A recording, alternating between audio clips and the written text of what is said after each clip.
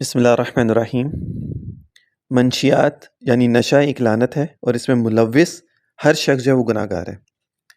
اب وہ کس طرح، میں آپ کو آگے ڈیٹیل بتاتا ہوں۔ اب جو لوگ بھی نشہ کرتے ہیں نا، کسی بھی سینس میں کرتے ہیں،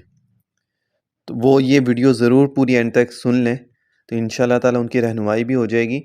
اور ان کا دل بھی چاہے گا کہ ہم اس چیز کو چھوڑ دیں، کیونکہ اس کے اوپر جو ان کو سزا اور جو مسئلے ہیں وہ بھی آپ لوگوں کو پتہ چل جائے گا۔ اللہ تعالیٰ نے قرآن میں فرمایا، اللہ تعالیٰ نے سورۃ المائدہ کے اندر، یا ایھا الذین آمنوا انما الخمر والمیسر والانصاب والازلام رجس من عمل الشیطان فاجتنبوہ لعلکم تفلحون۔ یہ تو قرآن کی آیت ہو گئی۔ ترمذی کی ایک حدیث بھی ہے، حضرت انس رضی اللہ تعالیٰ عنہ سے روایت ہے کہ آپ صلی اللہ علیہ وسلم نے سے شراب کے بارے میں 10 افراد پر لعنت فرمائی۔ حضرت انس فرماتے کہ آپ صلی اللہ علیہ وسلم نے 10 لوگوں پر لعنت فرمائی ہے شراب کے بارے میں، جس میں پہلا ہے کہ نچوڑنے والا، جو اس کو نچوڑتا اس پہ بھی لعنت، جو نچوڑوانے والا ہے یعنی بنانے والا اس پہ بھی لعنت، پینے والے پر بھی، اس کو لا کر دینے والے پر، اور جس کے لیے لائی جائے اس کے اوپر بھی، اور جو پلانے والا ہے اور اس کو بیچنے والا ہے، اس کو خریدنے والا ہے، اس کی آمدنی کھانے والا ہے، اور اس شخص پر جس کے لیے خریدی گئی ہے۔ اور آئی تھنک آج یہ الکوہل جو ہے یہ بہت عام ہو چکا ہے آج کل، اور اگر پیور الکوہل کوئی نہیں پیتا تو لوگ آج کل جو ہے نا اس کو ڈرنکوں میں، اور یہ باہر کی جو بوٹلس آتی ہیں جس کو لوگ کہتے ہیں نہیں یہ تو صرف جوس ہے اور اس میں ایسا کچھ نہیں ہے، تو وہ ساری چیزیں بھی جس میں بھی الکوہل یوز ہو رہا ہے، چاہے وہ تھوڑی مقدار میں ہو رہا ہے چاہے زیادہ مقدار میں ہو رہا ہے، تو وہ ساری چیزیں جو ہیں وہ اسی سے ریلیٹ کرتی ہیں۔ شراب کو نشہ آور ہونے کی وجہ سے حرام کیا گیا ہے، اس لیے آپ صلی اللہ علیہ وسلم نے قانون ارشاد فرمایا، کل مسکر حرام، ہر نشہ لانے والی چیز حرام ہے۔ اب جس چیز میں، اب اس حدیث سے جو ہے نا، جو ایک لوگوں کے ذہنوں میں جو شک و شبہات ہونا کہ اس میں ہے کہ نہیں ہے، اس میں ہے کہ نہیں، وہ ساری چیزیں ہوگی۔ اب آپ کوئی بھی چیز ایسی استعمال کرتے ہیں جس میں نشہ ہوتا ہے یا جس میں آپ کو فیل ہوتا ہے نشہ، وہ سب چیزیں حرام ہیں۔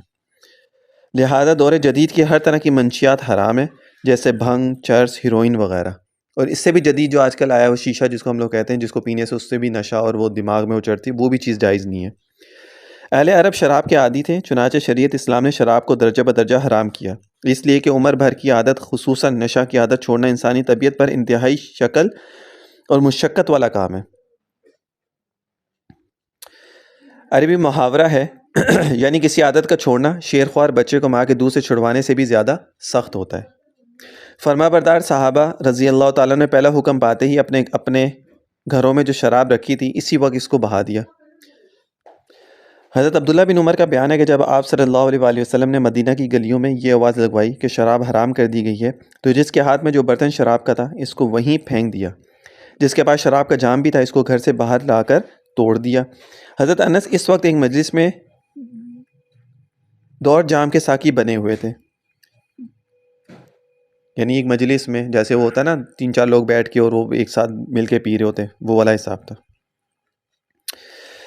ابو طلحہ، ابو عبیدہ بن جراح، ابی بن کعب، ابی بن کعب، سہل رضی اللہ تعالیٰ عنہ جیسے جلیل القدر صحابہ موجود تھے۔ منادی کی آواز کان میں پڑتی ہی سب شراب گرا دی، جام و سبو توڑ دیے۔ مدینہ میں اس روز شراب اسی طرح بہہ رہی تھی جیسے بارش کا پانی، اور مدینہ کی گلیوں میں طویل عرصے تک یہ حالت رہی کہ جب بارش ہوتی تو شراب کی بو اور رنگ مٹی میں نظر آتا۔ شراب کی حرمت کے حکم پر مسلمانوں کے عمل کا ایک نمونہ سامنے آ گیا، جسے پیغمبرانہ تربیت کا بے مثال اثر کہنا چاہیے۔ یہ ذہن سازی کا شاندار نتیجہ ہے۔ ہر شخص کو معلوم ہے کہ نشہ کی عادت چھوڑنا انتہائی دشوار ہوتا ہے، اور عرب میں اس قدر رواج تھا کہ چند گھنٹے بھی شراب کے بغیر نہیں رہ سکتے تھے، لیکن ایک اعلان کی آواز آتے ہی سب کے مزاج بدل گئے، ان کی عادتوں میں انقلاب برپا ہو گیا۔ چند لمحے پہلے جو چیز انتہائی مرغوب تھی اب وہی چیز انتہائی مبغوض بن گئی، فحش اور ناپاک ہو گئی۔ آج کے ترقی یافتہ دور میں بھی نشہ اور منشیات کے خلاف آواز اٹھ رہی ہے، بلکہ شور برپا ہے۔ ماہرین صحت، سماجی اصلاح کرنے والے کو کونسلیں بنا رہے ہیں، کانفرنسوں کا انعقاد ہو رہا ہے، کیونکہ انہیں یہ معلوم ہو گیا ہے کہ منشیات سے بے شمار اور انتہائی مہلک بیماریاں پیدا ہو رہی ہیں۔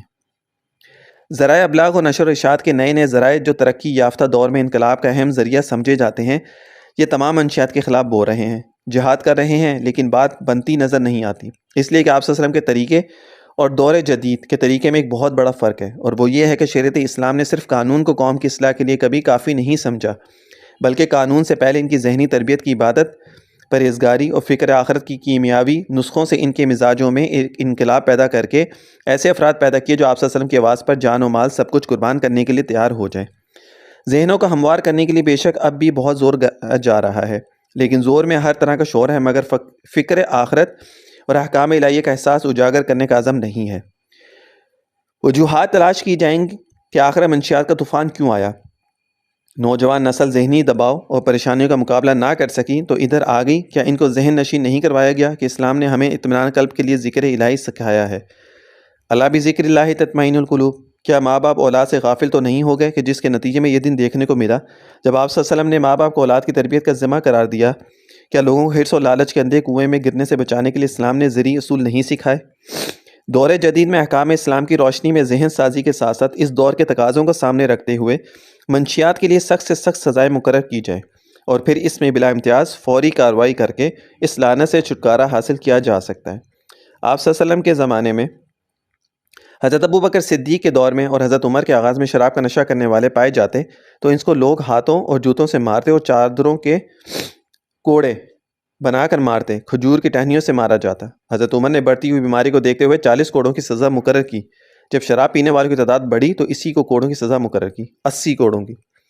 غور فرمائیے کہ عام لوگوں کو جوتوں سے مارنا، کھجور کی ٹہنیوں سے مارنا یہ عوام کا نفرت آمیز رد عمل تھا، اور پھر خلفائے راشدین نے باقاعدہ سزا مقرر کی۔ دور حاضر میں منشیات کے استعمال نے قوم کی ایک بڑی تعداد کو ذہنی طور پر مفلوج کر کے رکھ دیا۔ آج کوئی شخص اپنی اولاد کو اس جہنم میں دھنسنے سے بچانا چاہتا ہے تو اسے بھی ابھی سے بچوں کی ذہنی دینی تربیت کا خیال رکھنا چاہیے۔ بچوں کو زیادہ وقت گھر سے باہر نہ رہنے دیں، درسگاہ اور دوستوں کی سرگرمیوں پر کڑی نظر رکھیں۔ محض اچھا کھانا کھلانا، اچھا لینا دینا، اچھی درسگاہ میں داخل کرا دینا ہی تربیت نہیں ہوتی۔ پھر معاشرے کے ذمہ دار افراد منشیات کے عادی افراد کو علاج گاہوں تک پہنچانے کی بھرپور سعی کریں، اور قانون نافذ کرنے والے ادارے منشیات کے کاروبار میں ملوث، چاہے وہ کسی بھی درجے میں ملوث ہوں، کو سخت سزا دیں۔ عموماً یہ دیکھنے میں آیا کہ ماں باپ عزیز و اقارب پہلے منشیات کے عادی افراد کی حرکتوں پر پردہ ڈالتے ہیں، ان کی بیجا فرمائشوں کو پورا کرتے ہیں، لیکن معاملہ حد سے آگے گزر جانے پر ہاتھ ملتے رہ جاتے ہیں۔ لہٰذا اس معاملے کو قطعاً کوتاہی نہ کی جائے، ورنہ یہ اہل معاشرہ، والدین، عزیز و اقارب اللہ تعالیٰ کے حضور جواب دہ ہوں گے۔ آج کے دور میں منشیات کے عادی افراد کے لیے جدید ترین علاج گاہیں اور رفاہی ادارے کام کر رہے ہیں، جہاں جدید ترین نفسیاتی طریقوں اور ادویات سے اس کا مکمل علاج کیا جاتا ہے۔ لہٰذا جہاں کہیں ایک مریض ملے، اسے علاج تک پہنچانے کی بھرپور صحیح کی جائے۔ جس طرح منشیات کو پھیلانے، اس کے استعمال کرنے اور اس کے کاروبار میں ہر شخص ارشاد نبوی کے مطابق ملعون ہے، یعنی اسی طرح منشیات کے انسداد کے لیے ہر لمحہ میں تعاون کرنے والا شخص اللہ تعالیٰ کی رحمت کا مستحق ہوگا۔ اللہ تعالیٰ پوری دنیا کا، خصوصاً پاکستان کو اس غلیظ ترین لعنت سے پاک فرما دے، اور اس کے کاروبار میں ملوث ہر شخص کو ہدایت عطا فرما دے۔ اور سب سے بڑی چیز جو اس کے اندر پریشانی کا باعث بنتی ہے وہ یہ بنتی ہے کہ لوگ جو ہے نا اسموکنگ، آج کل آپ نے دیکھا ہوگا کہ کالج یونیورسٹی میں اسموکنگ تو بہت عام ہے، لڑکیاں عام پی رہی ہیں، اسموکنگ ہوگی، نشہ ہو گیا، یہ شیشہ ہو گیا، یہ اس طرح کی چیزیں۔ اب جب بندہ اسموکنگ شروع کرتا ہے، اسموکنگ کے بعد پھر وہ اس کے اندر جو مٹیریل یوز ہوتا ہے، جو اس کا مکس کر کے وہ جو پیا جاتا ہے، پھر اس کے اوپر عادت ڈالی جاتی ہے۔ اور ہاسٹلوں میں، گرلس ہاسٹلس میں یہ چیزیں بہت زیادہ عام ہوتی جا رہی ہیں، اور پھر اس کے بعد جب یہ عادت ہو جاتی ہے، پھر وہ چرس، افیون، ہیروئن، پھر ان چیزوں کے اوپر آنا شروع ہو جاتا ہے۔ اور پھر یہ شیشہ وغیرہ تو عام ہے، کیفوں میں، گھروں میں لوگوں نے خرید کے گھر رکھے ہوئے ہیں اور لوگ پی رہے ہیں۔ تو اگر ابھی سے اس کی روک تھام نہیں کی گئی تو یہ چیز ایسی نشہ آور ہوتی ہے کہ اس سے انسان کا پھر چھٹکارا نہیں ہے، پھر اس سے انسان بچ نہیں سکتا۔ پھر کتنے لوگ آج کل ہم سے بھی سوال کرتے ہیں کہ جی ہمیں نشہ سے بچنے کے لیے کوئی وظیفہ بتا دے، کوئی تعویذ بتا دے۔ حالانکہ سٹارٹنگ میں بچے کو دھیان نہیں دیتے، سٹارٹنگ میں دھیان نہیں رکھتے، اور جب وہ چیز بہت زیادہ اسٹریم پہ چلے جاتی ہے تو پھر لوگوں کو پریشانی کا باعث بنتا ہے، پھر لوگ کہتے ہیں روحانی علاج اس کا ہو جائے، کوئی وظیفہ بتا دے، کوئی یہ چیزیں بتا دے۔ یہ کانٹینٹ لوگوں کو شاید ہو سکتا ہے کہ اتنا